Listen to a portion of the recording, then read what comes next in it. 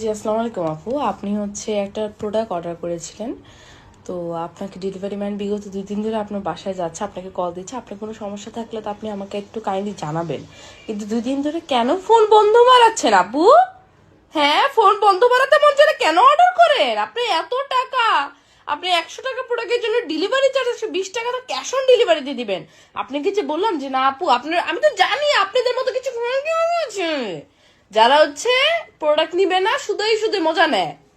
মজা নেওয়ার জন্য এমনি করে অর্ডার দেয়। আমি তো জানি, এই জন্যই বলছি ডেলিভারি চার্জটা দিতে। কারণ প্রোডাক্ট যখন নষ্ট হয় টাকাটা তো আমাদের দিতে হয়। প্রোডাক্ট গেলে আমাদের যায়, টাকা গেলে আমাদের যায়। আপনি তো কিছু না, আপনারা তো হচ্ছে, আপনারা তো শুয়ে থাকেন রানী, আপনারা তো রানী না আপু। আপনাদের মতো এরকম কিছু বলতে পারি না, বুঝেন নাই? এখন বলবেন ব্যবহার খারাপ, ব্যবহার কি সাথে সাথে খারাপ হয় আপু? হ্যাঁ, যাই হোক আপু, আপনি এরকম মানে আমাদের হেনস্থা না করলেও হতো। আমি আপনার সাথে যথেষ্ট পরিমাণে চাচ্ছি ভালো ব্যবহার করতে, কিন্তু আপনি তো করতে দিতেছেন না। আমার তো মাথা নষ্ট হয়ে যেতেছে। আপনি যে প্রোডাক্টটা আবার ক্যান্সেল মারাইলেন, ডেলিভারি ম্যান তো আমাকে বলে দিয়েছে যে কাস্টমার ফোন কল দেওয়ার শোনার সাথে সাথে ফোন কাটছে। কেন এখন তো আপনি ফোন ধরতে মন চাবে না?